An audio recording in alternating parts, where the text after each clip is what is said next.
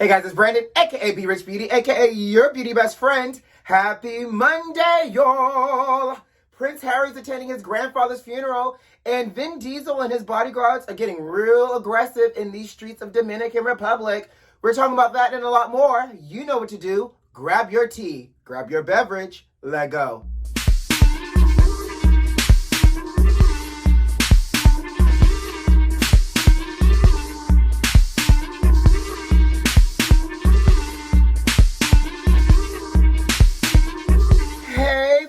Besties, happy Monday. How you doing out there, sugar? Oh, Lord, I hope you had a great weekend. I hope you did something special for yourself, whether it was just a moment to rest and or something special for yourself, child. And I hope you got a chance to check out my second episode for my new skincare series. I talked to you about how to cleanse your face. It's real good, too, so you guys should check it out. Anyways, how was your weekend? How are you guys surviving the loss of DMX? Like, legit. I don't know about y'all, but I spent the entire weekend either listening to DMX, being in these streets and listening to people listen to DMX. And just so you guys know, like, I feel like I came into the rap game. Like, DMX was the first rap album I bought with my hard-earned money in high school. I remember listening to it. I remember, just the nostalgia of it all. So I got a chance to go down memory lane, back down memory lane. Got a chance to go down memory lane this weekend listening to DMX. So, by the way, what is your favorite DMX song? I'm horrible with names. Mine is Which I Really Want from, that one. I like that song. But can we talk, though? Of course we can. I want to know, so I don't know if you guys know, but Kerry Washington did a tweet this weekend, on Friday, the day that DMX and Prince Philip passed away, saying, I wonder what DMX and Prince Philip are talking about at the pearly gates.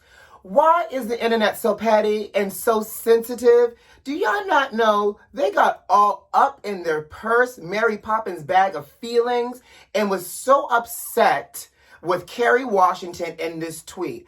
Somebody explain to me why. First of all, I think it's a great thing. First of all, she's saying, one, condolences to them, and she's assuming that both made it to heaven. Who are we to judge whether or not one person made it to heaven and the other person didn't? Because I'm going to tell you, it wasn't the black man that they weren't saying that made it to heaven, child. Okay. But why do we have to let these people rest in peace? Let Kerry Washington give her condolences the way she sees fit. And if she feels fit that they both made it to heaven at St. Peter's pearly gates, allow them to do it. Well, the internet got so upset, Kerry ended up deleting the tweet. I want to know, why are we so petty to the point where Kerry Washington had to delete the daggone tweet? Now, anyways, condolences again. Now, oh, guys, did you hear? Let's talk real quick. So it has been announced that Prince Harry will be going to London for his grandfather's funeral, which I assumed he would. I was just like, ooh, is Meghan making the trip, child? Because, when Harry goes across this pond, this will be the first time he's seen his family face-to-face since that explosive Oprah interview. So, obviously, Meghan is not making it because I don't know why I'm using the quotation marks, like, she really is not making it. But they're saying because obviously she's pregnant, that's the reason why she's not going. Oh, I can use the quotation marks now. No, because she really is pregnant. But, they're saying that because she's pregnant, that's the reason why she's not going to this funeral, which we know it probably is a little bit of the pregnancy and the whole Rona situation. But, good and well, Meghan did not want to see them. Okay. Or I wouldn't even put it past them that they probably asked her not to come, or, via Harry, like, don't bring her. Anyways, so let's talk about Harry going home for this funeral, child. Now, this might just be the petty in me, but I can't shake the feeling that this is about to be one big old awkward reunion between Harry and his family. One, this, again, will be his first time seeing his grandmother, right? The Queen, Her Majesty. Two, this will be the first time he's seen his daddy. And then three, this will be the first time he saw his big old brother, Prince William. And they are estranged. And I don't know. Last interview I saw when the Paps were chasing William in the streets, he said he had not spoken to his brother at the time, but he had plans on it. So who knows if they've spoken yet? And if they have not spoken, I'm sure this has driven a bigger wedge between them in and of itself. Now, adding all those ingredients into the pot of the awkwardness of not seeing his grandmother, probably not talking to his daddy, and not seeing and or speaking to his brother either, you throw all that in, and now you also have a funeral that's not going to be grand and big in scale because, one, Prince Philip did not want one. that size. He wanted something intimate because, you know, he actually started participating in the planning of his funeral a couple years ago when he had the first scare. And he probably was like, oh, Lord, let me just go ahead and get my request in. So his request is, I don't want a big funeral. He wants something small. And so because of the Rona and his request, they actually are honoring that. They're going to do a very small funeral with just family, close to the public on April 17th. But I want to know how this works. Is he going to sit with the family? Is he now like the black sheep and he's going to have to sit in the back of the chapel? Is he going to have to sit with like the distant cousins? Is he going to even be able to come to the repast? Are they going to speak to him at the repast? Is he going to have to talk to the drunken uncle and not be able to mingle with, you know, the real players and powerhouse hitters in the royal family? You know, the senior members? How are they going to treat him? Are they going to treat him like he's on Gilligan Island? I want to know. Or is he going to pull one of these moves where as soon as they drop Prince Philip into the ground, he's on the first private jet back to North America because, you know, Meghan is pregnant. And who's loaning him his private jet? It's our friend, good old Tyler Perry, loaning Harry his private jet so he can fly across the pond to see his dear grandpapa off. Like, I want to know. I want to know how awkward this is going to be, and I wish I could be a fly on the wall. I know y'all probably like, why are we still talking about these royal families? But I am obsessed with this, and I'm even more obsessed now that, you know, they got all this family drama going on, child, and it's aired out here for all of us to consume and take. Insert sip tea. That's exactly how I want to be, watching Harry awkwardly interact with his family. I want to be right in the back of the chapel like this. Oh, no, I'm just joking. Now, obviously, condolences again to them. So there's a report that came out saying that, you know, over the weekend, some of the senior family members went to visit the Queen to check on her. And they're saying she's doing surprisingly amazing dealing with the loss of, you know, her husband of 73 years. Now, here's the thing. Obviously, she's probably has, you know, dealing with her mourning, her loss. They've been married for 73 years. But the man was 99, y'all. Like, I would hope she's doing okay. I mean, he was 99. She's what, 93 or 94? Like, I think at this point, she is okay with death. And she's probably counting down her time where she can clock out of this doggone job and this doggone life to be reunited with her husband. Or it might be a little bit of a break. And you know, you gotta love the internet, child, because he already did a little fake Tinder post of the Queen back on the market. So the royal family is saying she's doing amazing. We continue to send great vibes out there for them in a period of loss. And let's move on. And as a side note, I'm not being insensitive when I mentioned about the Queen clocking out. I'm just saying she's lived her entire life of service. So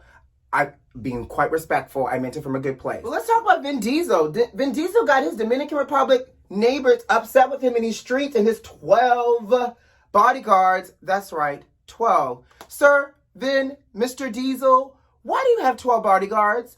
Are you El Chapo?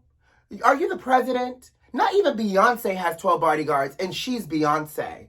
So apparently, the complaints from his neighbors are saying that Vin Diesel and his 12 bodyguards are super aggressive with the community that he lives in, to the point where they will block off traffic and won't allow people in or out of the neighborhood or the street when he's out and about riding his bike with his kids. Again, Vin Diesel, even on a cool, moderately windy day, you at most 2 bodyguards for you.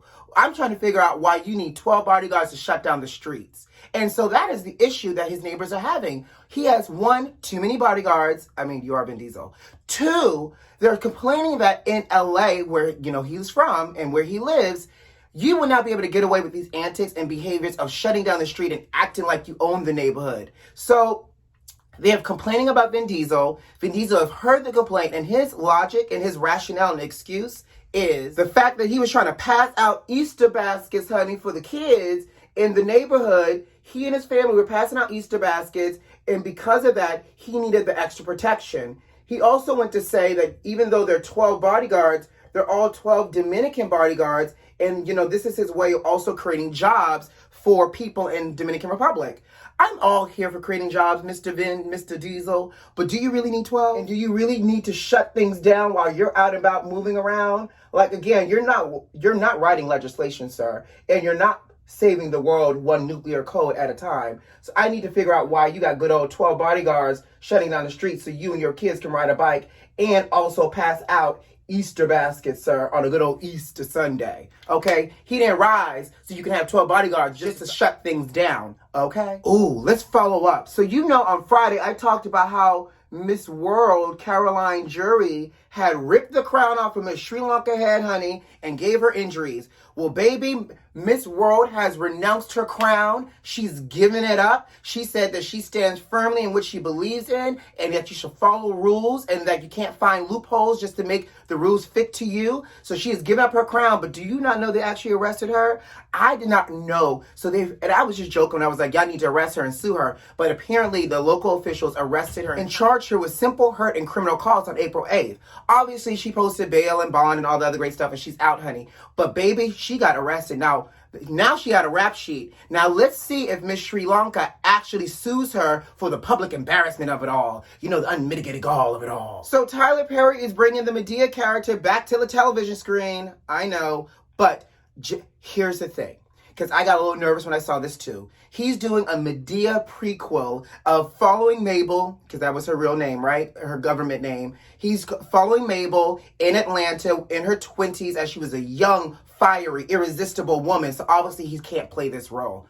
Whew, thank God. But he's doing the show for Showtime, apparently. Another subscription thing I gotta try to find. And it actually might be good. And here's why. He actually is hiring real writers. So it doesn't look like a whole full Tyler Perry. I do everything from the lighting to the makeup to the wigs to the hair to the writing to the directing. So maybe this actually might be good. So I got high hopes for Tyler Perry, but we're going to see. And before we get out of here, The Talk, you know, the one with Sharon the Karen Osbourne got canned from?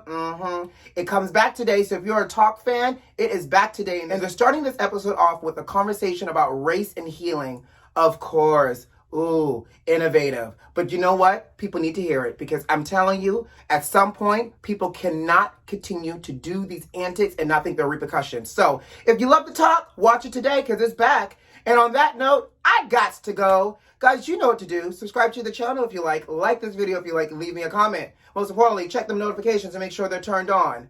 Who loves you? I do. I'll see you on Wednesday. Bye.